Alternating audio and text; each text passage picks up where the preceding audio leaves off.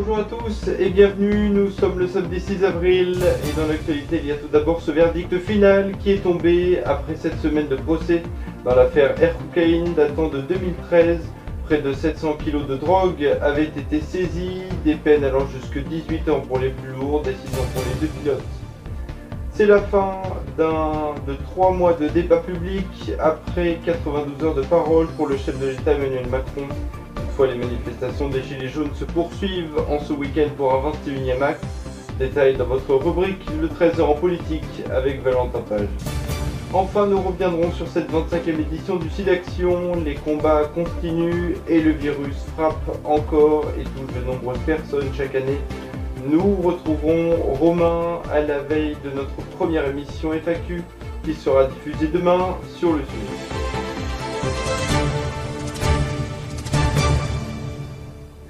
Des peines parfois très lourdes, allant de 6 ans de prison pour les deux pilotes de l'affaire Air Cocaine datant de 2013. Un avion, avant son départ, avait été neutralisé avec 700 kg de drogue à son bord et après 7 semaines de verdict, les peines sont enfin tombées. Parmi les 9 accusés, les deux pilotes, mais aussi des peines plus lourdes, parfois atteignant les 18 ans de prison maximum. Les explications avec Alexis Terrier et Émilie Dubac. En mars 2013, à Punta Cana, les deux pilotes du Falcon 50 ont été arrêtés pour trafic international de cocaïne en bande organisée. Dans l'avion, 700 kg de cocaïne avaient été retrouvés. Bruno Odos et Pascal Fauré avaient donc été condamnés à 20 ans de prison par la justice locale, mais après 15 mois, ils avaient réussi à fuir vers la France.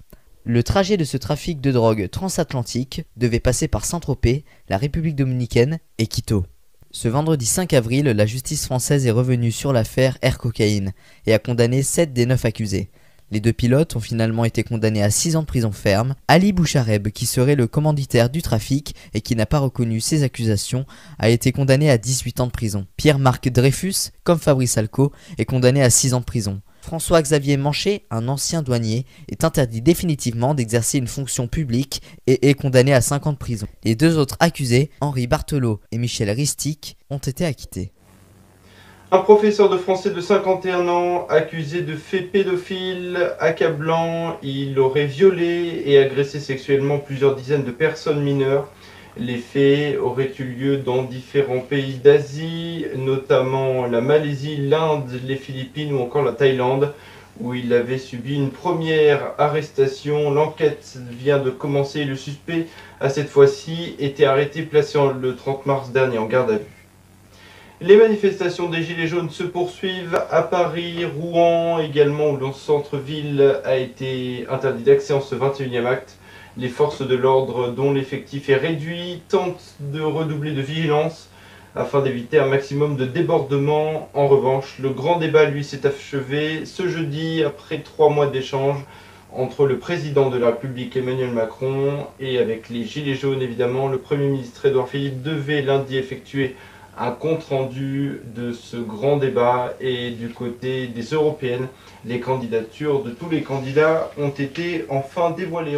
L'accès aux Champs-Élysées est interdit aux Gilets jaunes et pourtant hier, un duo inattendu a fait son apparition sur la plus belle avenue du monde.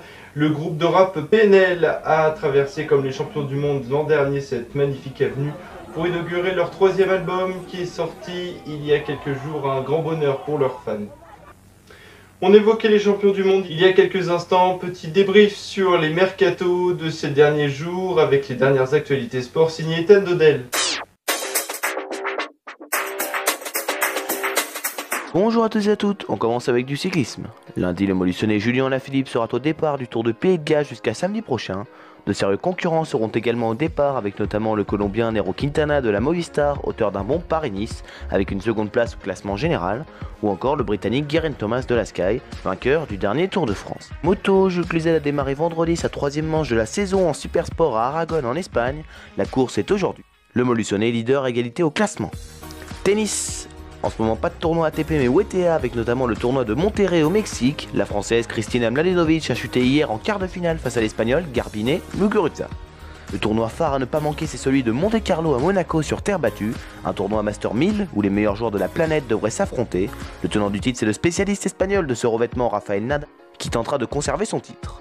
Football, Ligue 1, la malédiction continue pour les Marseillais face aux Girondins de Bordeaux, puisque le club olympien n'a pas gagné à Bordeaux depuis 42 ans, et cette série va se poursuivre puisque l'OM s'est incliné 2-0 face à Bordeaux vendredi soir. Les Marseillais peuvent quasiment dire adieu à leur espoir de jouer la Ligue des Champions et devront se ressaisir rapidement pour pouvoir arracher une place pour la Ligue Europa. Coupe de la Ligue samedi dernier, c'était la finale. Strasbourg a remporté ce trophée pour la troisième fois de son histoire, 14 ans après le dernier en date. Victoire face à Guingamp à la suite d'une séance de tir au but remportée 4-1. Toujours en France, Adrien Rabiot ne sera finalement pas licencié du PSG qu'auprès d'une simple mise à pied de 6 jours, déjà purgée par l'international français, lors de sa mise à pied à titre conservatoire du 15 au 20 mars pour avoir liké une vidéo de Patrice Evra après l'élimination du PSG face à Manchester United en 8ème de finale de la Ligue des Champions en début mars. Toujours au PSG, Thomas Tuchel a déclaré qu'il souhaiterait disposer de minimum 3 ou 4 recrues supplémentaires pour l'année prochaine.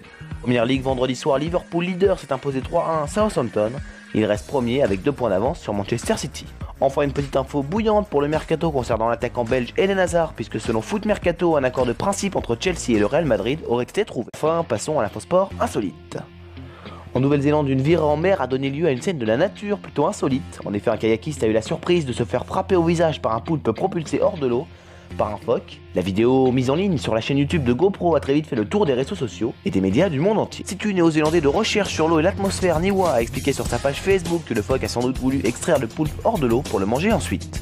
Le kayakiste a lui déclaré au journal New Zealand Herald que la scène était du pur hasard et incroyable à vivre. C'est la fin de l'actu sport, bonne journée à tous. C'est ce week-end qu'a lieu la 25e édition du SIDAction et pendant 3 jours les médias se mobilisent pour lutter contre ce virus car malgré des avancées scientifiques et médicales, le sida est encore bien présent, même en 2019 et fait chaque année de nombreuses victimes.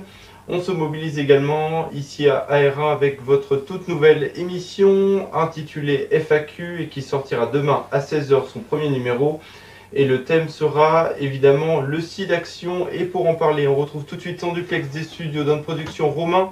Bonjour à vous. Avant de s'intéresser, d'évoquer plus précisément votre émission, pourquoi est-ce important de parler du VIH? Bonjour Steven, bonjour à toutes et à tous. Alors en effet, il est nécessaire d'informer sur le sida car chaque année, des milliers de Français sont encore contaminés par cette maladie. De plus, malheureusement, les idées reçues sont trop présente alors que nous sommes en 2019. Nous allons donc, comme vous le disiez Steven, proposer un premier numéro de FAQ où nous allons vous en dire plus sur le sida. Autre question, comment va se dérouler concrètement cette future émission? Eh bien le concept est simple, je vais répondre à de nombreuses questions sur le sida et le VIH. Par exemple, quelle est la différence entre le sida et le VIH? Ou encore, est-ce que l'on peut attraper le VIH en embrassant une personne séropositive? La réponse à ces questions et plein d'autres ce dimanche à 16h sur AR1.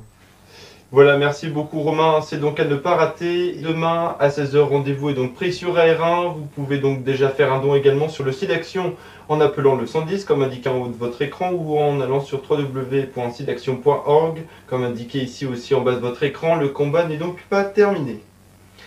C'est déjà la fin de ce journal, merci de nous avoir suivis. Pour l'info, je vous retrouve avec grand plaisir dans 15 jours. D'ici là, passez un très bel après-midi en notre compagnie.